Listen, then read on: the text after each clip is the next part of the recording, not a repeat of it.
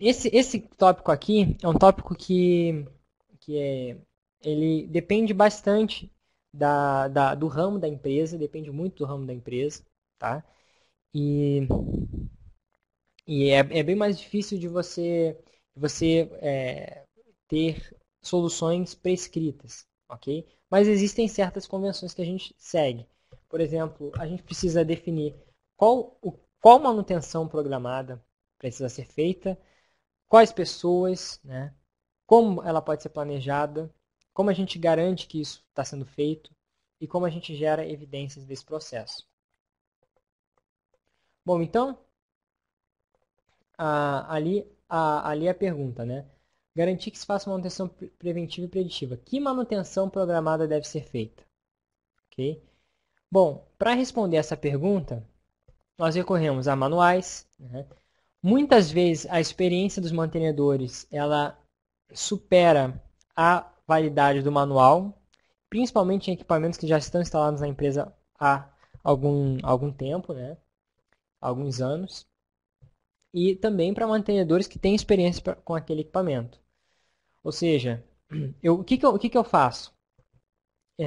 Um engenheiro de uma empresa, né, da manutenção, falou assim, ele abriu uma empresa de manutenção, tá, que presta consultoria. Ele implanta nessas empresas a manutenção produtiva total. E ele mostrou o seguinte, olha, quando eu vou na empresa, tá, o que eu faço? Eu levanto quais são as máquinas críticas, a gente faz uma avaliação, uma reestruturação inicial da máquina, mas quem me ajuda mesmo é quem já trabalha lá, são os manutentores. Eu vou e pergunto para eles, o que você acha que tem que fazer aqui para melhorar, para essa máquina não dar problema? E dali ele tira muita informação, né? Então, a experiência dos mantenedores em vários locais, né, em vários setores, vai te ajudar a gerar, a definir qual manutenção programada deve ser feita. Ali eu indiquei um item, experimentos quando aplicável, né? Ou seja, tem muitos lugares que a manutenção ela começa a fazer manutenção de acordo com o manual e se percebe claramente, né, que a indicação do fabricante da troca da peça muitas vezes foi super estimada, ou seja, o fabricante colocou um grau de, de confiabilidade muito alto, né? Ou seja, ele falou o seguinte, troca muito antes do que é realmente necessário, porque eu vou te vender essa peça. A realidade é que isso acontece, às vezes acontece mesmo, né? Então, tem certas empresas, tem certas ocasiões que o pessoal faz isso. Eles vamos aumentar esse período aqui de teste um pouco, se é uma máquina que não é crítica, se quebrar não vai gerar um dano tão grave assim, né? E vamos ver se essa periodicidade está certa ou não, né? Em muitos casos, acaba que a manutenção consegue economizar nisso. Pense no que deve ser feito. Quando se faz a manutenção programada, essa frase, pense no que deve ser feito, precisa ser entendida da seguinte forma. Se você fizer uma manutenção programada e você disser assim, manutenção mensal do compressor, e você não definir o que deve ser feito em detalhes, em etapas detalhadas, né?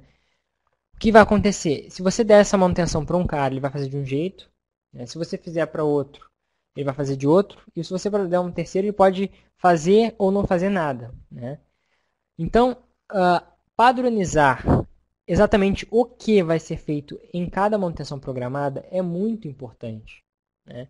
Principalmente se você tem uma equipe grande, se o conhecimento técnico das pessoas não é homogêneo, você vai precisar definir exatamente, olha, você vai ter que trocar essa peça, uh, uh, fazer essa atividade, ter esse procedimento de segurança, para que a manutenção programada funcione da forma correta, né? E depois pense em como executar da melhor maneira. Por exemplo, tem muitas máquinas que exigem uma lubrificação diária, semanal, etc. E existem máquinas, na verdade, que exigem lubrificação em períodos mais espaçados, né? Ou, na verdade, exigem inspeções da lubrificação para não gerar um dano muito grave em caso de vazamento. Então, o que acontece? Existem casos onde vai ser melhor a manutenção programar a lubrificação junto com a manutenção preventiva e vai ter casos onde a manutenção vai querer programar a lubrificação de forma independente, né? Então, se você pensar no que deve ser feito, por exemplo, o que deve ser feito? Tem que ser lubrificado semanalmente, tem que ser trocada tal peça a cada X dias, tem que ser feito tal peça a cada... Tem que ser feito tal revisão a cada 30 dias. Quando você programar isso, você pode unir intervenções que são feitas no mesmo período, né? Ou você pode separar elas. E a melhor forma de separar ou de unir isso é depois que você já pensou qual é a periodicidade e quais são as etapas, né? Se você começar a programar, eu vou fazer lubrificação de 7 em 7 dias, vou fazer intervenção tal de 7 em 7 dias. Daqui a pouco você vai ter o mesmo cara com a mesma especialidade indo naquela máquina em dias diferentes só porque você fez a programação e montou o trabalho daquela forma. Então, primeiro é o que vai ser feito e depois como é que a gente executa isso da melhor maneira. Existem como... a gente consegue programar manutenção em dias ou semanas, né? Periodicidade fixa. E também a gente pode programar manutenção de acordo com horas de trabalho. Fazer por dias e semanas é mais fácil porque os dias vão correr naturalmente. Mas se você trabalhar por hora, ou por quilômetro rodado, ou por qualquer indicação de produção da máquina, você vai ter que ter o controle sobre essa produção para executar a preventiva. Então, sempre pense na periodicidade da programação, de acordo, primeiro, se existe alguma exigência em relação a isso. Se existe, você vai ter que seguir, né? Mas se não existe, antes de programar por horas de trabalho, pense se realmente é necessário, porque isso vai precisar de um feedback de informações, né, para a tua sistemática de programação, que não seria necessário se fosse por dias. Okay? Bom, então, a pergunta é, existem exigências legais? Né? Pensei na programação, não pensei nas exigências legais, então volte para a programação. Né? Por quê? Tem muitos equipamentos que muitas empresas, grandes e pequenas, têm. Existem uma série de exigências legais. Às vezes, quem é responsável por aquilo nem sabe, né? E só sabe quando dá o problema, né? E aí a gente visita algumas empresas e vê gente contando que tem colegas de trabalho presos até por isso, né? Por alguns equipamentos que são críticos. Então, existem exigências legais. Você precisa considerar isso no teu planejamento. Bom, então, nós sabemos o que nós vamos fazer, qual é a preventiva, né? Então, nós temos um plano. Normalmente, muitas pessoas dão a esse plano o nome de plano mestre da manutenção. Por quê? Porque se pensa quais são os ativos que nós vamos, que precisam receber essa manutenção programada. Eu tenho uma lista e aí eu defino para cada ativo ou para cada tipo de ativo quais são as atividades e em que periodicidade eu tenho que gerar. Esse planejamento, em muitos lugares, é chamado de plano mestre da manutenção. E a partir desse plano, você vai gerar uma demanda. Você vai precisar de pessoas e recursos. Então, a próxima atividade que o PCM tem que fazer para garantir que se faça preventiva e preditiva é gerenciar esses recursos, é encontrar esses recursos. E eles envolvem as peças que você vai utilizar, também como recurso a própria disponibilidade da máquina para executar a manutenção. Né? É um requisito você realizar a manutenção, em muitos casos, com a máquina parada. Então, você tem que planejar também que você tem que envolver o pessoal da produção, você tem que gerar, muitas vezes, um calendário e dizer o seguinte, dia tal, período tal, você tem que parar essa máquina para a gente fazer a manutenção. E se você não planeja isso, você não articula isso com o pessoal da produção, a chance de você chegar lá e o pessoal ter uma meta para cumprir naquele dia, que não pode ser adiada, é grande e lá se foi o teu planejamento. Pessoas também, dimensionamento da equipe, backlog. Se a tua equipe já está com um backlog absurdamente alto, né? Ah, meu backlog é alto e eu só tenho um serviço urgente para fazer. E eu tenho meu planejamento preventivo. Conclusão, você não vai conseguir cumprir o seu planejamento da preventiva. Porque a tua equipe está totalmente já absorvida. Então, você precisa garantir que você vai ter as pessoas necessárias para fazer aquela preventiva. Ah, mas é um dia antes, um dia depois. Isso não interfere tanto, mas o importante é que você planeje, né? E se por exemplo, você está planejando a manutenção, porque você já conversou com a direção que precisa ser implantada a manutenção preventiva, você tem que deixar claro que isso vai precisar da mão de obra, né? E se você tiver num momento de demanda muito alta, né, vai ser complicado fazer isso, né? Aí você vai ter que ou fazer um planejamento de, de escalas, né, para o pessoal conseguir trabalhar sábado, se eventualmente a empresa não trabalhar sábado e fazer preventiva no sábado, né, como hora extra, mas enfim, você precisa pensar nisso. Também pessoas em relação a especialidades, né, ou seja, qual é a mão de obra que eu preciso para esse trabalho? Um dos problemas, né, o Ricardo Vargas é um, não sei se ele é professor, mas eu tenho certeza que ele é mestre. E ele é da área de gerenciamento de projetos. E uma das coisas, ouvindo um, um artigo, não, um podcast, né, que ele grava semanalmente, um dos itens lá que ele disse é o seguinte: 10 itens que podem matar um projeto. Né? 10 itens que podem matar um projeto. Quais são? Um desses itens era pessoas inadequadas, pessoas para fazer o serviço inadequado. Ou seja, eu não tenho as pessoas certas para o serviço que eu preciso. Então, mesma coisa aqui para manutenção. Se você não tem as pessoas, a especialidade necessária para fazer aquele serviço, você vai dar o serviço para o cara não vai saber fazer, ou vai fazer errado, vai deixar a máquina pior do que já estava, né? E aí a preventiva, que era para melhorar a situação, vai acabar piorando a situação, ou vai levar um tempo muito maior do que era necessário para acontecer. Então, é importante também a gente precisa pensar nessas especialidades. Em relação também a pessoas, sem certas empresas, né, exemplos, refinarias, empresas que o maquinário é muito grande, né, e que o tempo de parada também precisa ser grande, porque e precisa ser realizado de uma vez só, porque você para um processo inteiro, né, que envolve 300 pessoas, então no período de manutenção a fábrica inteira ou toda a planta vai estar de férias, só a manutenção vai trabalhar, né? E aquele é o momento para executar a manutenção, né? Não tem como você dizer que você vai levar mais tempo do que aquilo, senão a empresa vai deixar de ganhar dinheiro. E aí o que acontece? Nesses eventos, você tem dependências entre tarefas complexas. Né? Você tem, primeiro eu tenho que fazer isso, depois eu tenho que desmontar tal máquina, e eu para isso eu vou precisar usar tantas pessoas. Então, para isso exige um planejamento, né, que é bem mais complexo do que você só dizer, eu preciso de tantas pessoas aqui durante um dia ou 2 dias. Né? E aí, nesse caso, você precisa usar alguns métodos que são criados para fazer com que você não estoure o teu prazo. Né? Um deles é o PERT-CPM, que eu já tinha até comentado antes, né? É o método do caminho crítico. Ou também você utilizar os conceitos de gerenciamento de projetos. Né?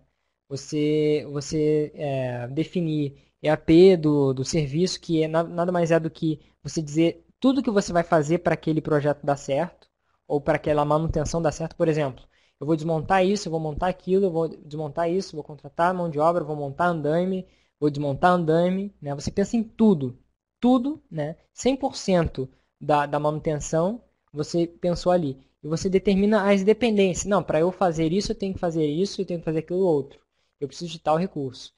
Esse é um trabalho de planejamento que pode até se tornar longo e complexo, mas para serviços que são complexos, se você não faz esse planejamento, né, você pode esquecer um ponto que seja fundamental.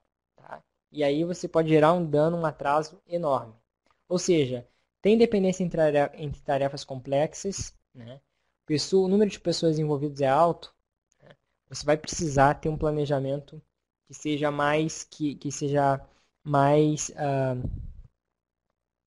prescritivo, né? Ou seja, que diga como as coisas vão ser antes delas acontecerem. Bom, então, essas são algumas observações para pessoas e recursos necessários, né? A gente entender o que a gente precisa para fazer a manutenção. Como a manutenção pode ser programada? Né? Como é que eu faço essa programação? Onde é que eu coloco isso? Existem algumas técnicas, né, que o pessoal utiliza que são algumas fichas aqui eu no slide eu não tenho nenhum exemplo para mostrar, mas resumidamente você tem uma ficha para aquela máquina e você tem de uma forma simples marcada nela qual é a data da próxima manutenção e o que precisa ser feito, né? Isso em alguns casos. Em alguns casos que você vai ter N atividades para a mesma máquina, você tem fichas para cada intervenção possível. E aí você tem ali a periodicidade e você organiza elas num quadro de forma que você veja de cara quais são as próximas atividades que você vai executar, né? Ou seja, é como se fosse um controle, como se fosse aquele controle da OS, mas aplicado para preventiva. Se vocês querem se aprofundar nisso, vocês podem procurar manutenção, planejamento, Kanban, você vai com certeza encontrar algo sobre isso. Bom, você pode utilizar calendários no Excel, você pode gerar uma listagem no Excel e existem uma série de planilhas, tá, de manutenção, onde é feito um planejamento por semanas, tá, e aí você distribui, você lista todas as máquinas que você vai fazer, né, e você distribui os meses onde você vai realizar. E aí com isso você marca, né, com um X, nessa máquina aqui eu vou fazer a manutenção em tal semana. Você faz essas marcações para fazer essa programação. Bom, existem sistemas também para isso, né? E que você já programa a periodicidade, depois que você faz a OS, ele já reprograma a próxima e vai controlando, né, contigo. Mas algumas informações são importantes, né? Além disso, é importante sempre distribuir a demanda, né? Ou seja, para fazer a manutenção preventiva, sempre que possível, né? Por exemplo, no caso de empresas que, para fazer a preventiva da máquina, você precisa parar todo o processo, você não vai conseguir distribuir a demanda. Você vai precisar parar tudo e fazer a preventiva. Mas em muitas empresas você consegue distribuir isso. Você consegue, essa máquina eu faço essa semana, a outra eu faço em outra, a outra eu faço em outra, e assim a minha mão de obra não fica sobrecarregada numa semana só. Okay? Planejar a preventiva sem pensar nessa questão é com certeza um tiro no pé, tá? E com certeza, se você não pensar nisso antes, você vai gerar um grande problema para si mesmo. Um ponto ali, evitar deixar para trás, né? Às vezes o plano de manutenção preventiva começa a não ser executado. E o que acontece? Tem aquela máquina, né, que todo mundo sabe que ficou para trás. E aí a gente sempre fica naquela expectativa. Mas a gente vai conseguir fazer isso. Não, mas alguma hora a gente vai conseguir fazer isso. Se você vê que o teu plano de preventiva está ficando muito para trás, repense o plano. Refaça o plano. Considere o que você não considerou. Por que está ficando para trás? Será que eu não considerei que a produção não ia conseguir parar? Então eu preciso conversar com eles. Alguma hora, algum ponto, eu preciso conseguir fazer essa preventiva. Eu tenho um exemplo prático dessa questão da preventiva, quando eu tive uma empresa moveleira e eles têm uma demanda muito clara, né? E isso ficou muito claro numa reunião enquanto a gente estava lá. O que acontecia? A preventiva não estava fluindo, tá? O plano de preventiva tinha muitas máquinas com a preventiva atrasada. Não estava acontecendo, índice de quebra estava alto e esse era o problema. E uma das causas para isso acontecer, só um minuto que eu vou tomar aqui um gole de água.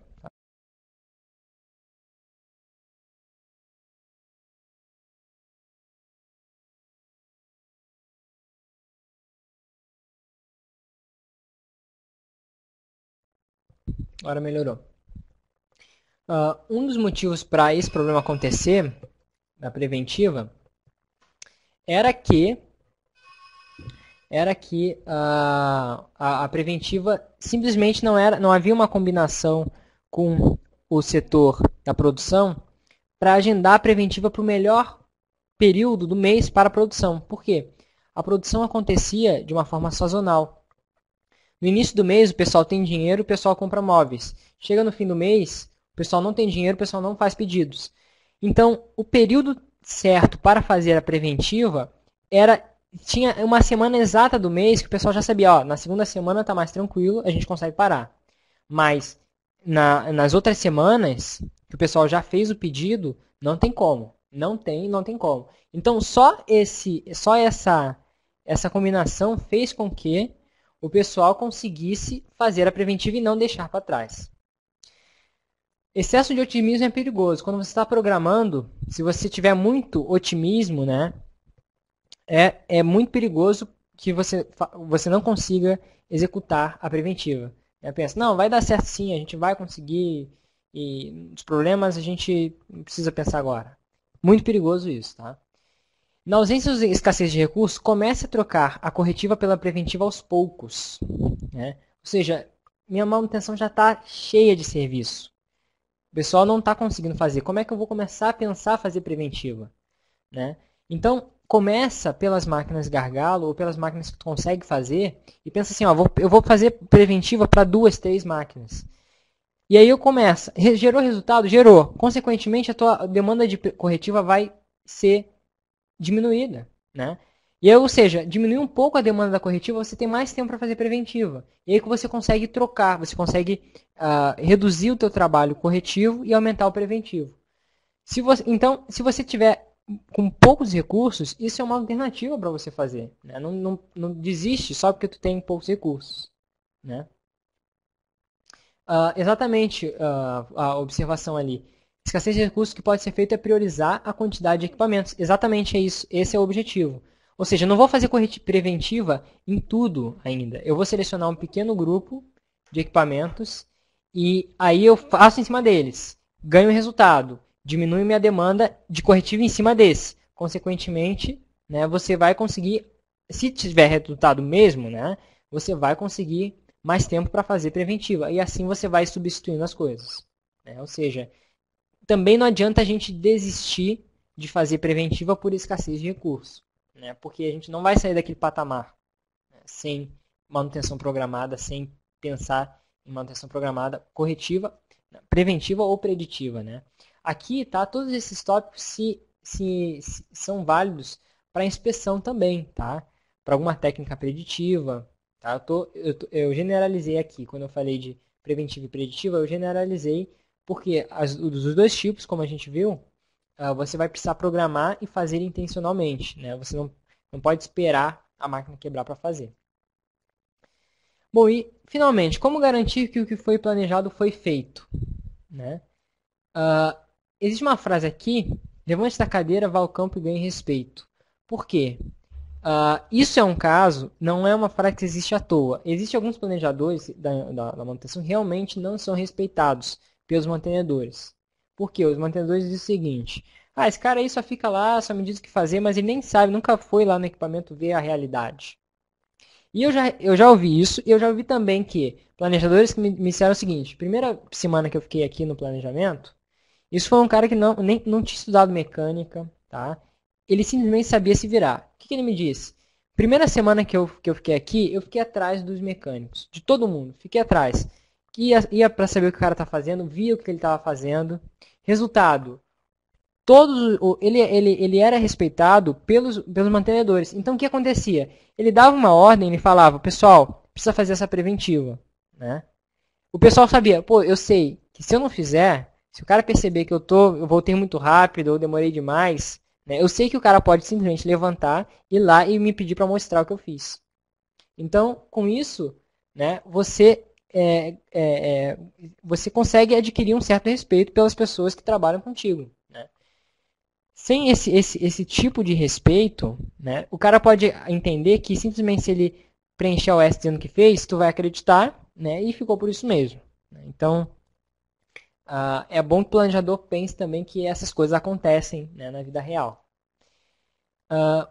Controle rigorosamente, e não rigorosamente ali. Seja honesto e claro se o planejamento não está sendo cumprido. Uma coisa muito ruim que eu já vi também, presenciei, é o planejador da manutenção tentando mascarar a situação do planejamento. Falando o seguinte, não, aqui a gente fez. Né? Como é que a gente viu isso? Né? O cara simplesmente em um dia ele conseguiu concluir todos os serviços de um mês. Né? Então, peraí, tu fez tudo em um dia. Né? Ok, só ele acredita, ninguém mais acredita. Né? Ou quem não sabe que não dá para concluir tudo em um mês. Então, o que acontece? Ah, mas eu tenho indicadores, etc. Eu preciso cumprir isso. Né? Começou a dar errado, levanta a bandeira, começa a tentar pensar no que precisa se resolver, mas é muito importante para isso dar certo que a pessoa consiga ser honesta, né, transparente, se ela consegue ter esse ambiente e dizer, olha pessoal, não está dando certo. Né? E se o planejamento também saiu do esperado, né, não foi feito, enfim, isso é um sinal que você precisa reprogramar, que você precisa repensar no que foi programado. Né? Se não foi feito, é porque a realidade não bateu com o teu plano. Né? Ou o teu plano não pensou na realidade, ou simplesmente a realidade mudou desde o momento que tu fez o teu plano. Então, não tem outro jeito. Você vai ter que reprogramar, você vai ter que pensar, tá, mas a gente programou para 100 preventivas e conseguiu fazer 20. Né? Então, o que eu vou fazer? Não, vou programar então 30, né? Na próxima vez e vou selecionar as mais críticas. Ou seja, pense que teu planejamento precisa ser um projeto vivo, né? Se você disser, esse é o planejamento, a gente vai conseguir 100%. Né? Quando a manutenção estiver madura, sim, você vai, mas no início é bem difícil. Ok? Bom, então, voltamos ao objetivo da aula. Né? O que o PCM precisa fazer para controlar a manutenção corretiva e garantir que se faça manutenção preventiva e preditiva?